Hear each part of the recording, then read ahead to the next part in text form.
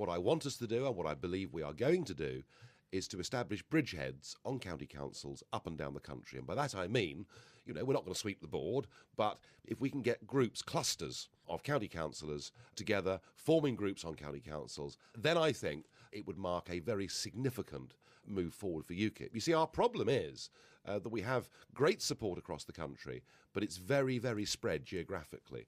And we live under a first-past-the-post electoral system, and what we have to do, if we're going to be a serious challenger in 2015 in a general election, we have to do what the Liberal Democrats did in the 80s and 90s, and that's to build up from the bottom. I suppose in practical terms, the difficulty is from the base you're starting from. I mean, you contested the county council elections, these seats back in 2009. You won at that stage 8 seats. That's gone up slightly with by-elections and defections, but you won 8 seats. You only won seats in the east of the country and in the Midlands. And I wonder if that says something about the spread of your support.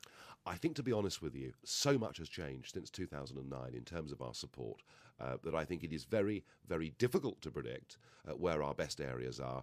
But I think the trend would be that the east of England looks like being the strongest part of the country for us. You say in your local election manifesto, as our quality improves, so does our ability to affect change. Are you entirely sure about the quality? Because you're fielding 1,700 candidates, but you're a pretty small operation as a political party. I mean, can you kind of check all these people? Can you ensure? Because presumably some of them have virtually just become members comparatively recently. When it comes to the general election and the European elections, we have put in place a very rigorous testing procedure, testing people's knowledge, their ability with media, full credit checks, police checks and all the rest of it. I'll be honest with you, we don't have the party apparatus in a very short space of time to fully vet 1,700 people.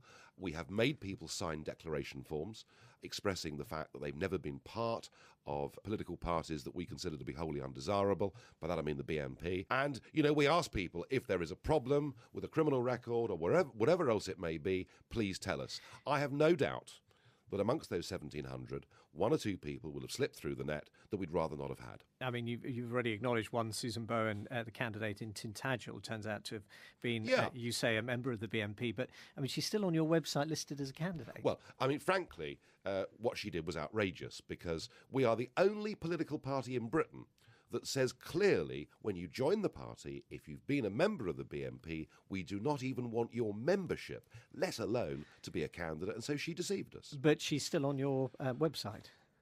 Is she? Well, I don't run the website. She is not a candidate for us, and we've actually expelled her from the party. Fine. The reason I give an example is just this kind of idea that perhaps you're trying to run a national political party as a cottage industry. I'll be honest with you. We are at full stretch. We are overstretched. We have a very, very small team of people, but it's a professional team. It's well run. Yes, we're going to make the odd mistake, but hey, doesn't everybody else? Let's move on to this question of your council priorities. Your manifesto picks up several things that you say your councillors will do or your candidates will do if they're elected as councillors. One of them is that you want to see referenda on all key local issues. What sort of things do you think should be subject to local referenda? Well, wind turbine developments would be absolutely at the top of my list, and that would be a good thing because every single one would get rejected.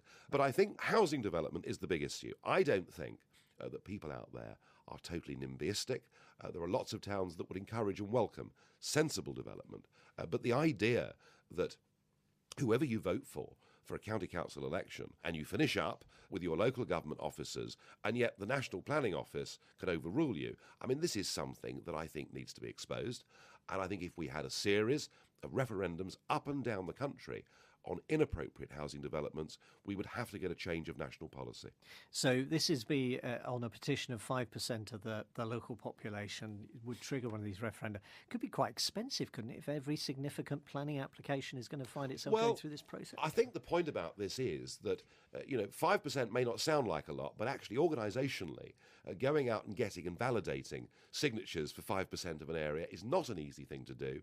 We wouldn't, I think, finish up with frivolous referendums. We would have them every now and again when people felt that local politics wasn't reflecting their view. It's still going to cost money, though, and presumably that money would have to be financed by the council, so that's less money for services. Well, yes, holding elections, democracy does cost money. There's no doubt about that. Well, no, you're having this as well as elections. Well, what we're proposing is real democracy, and yes, it will cost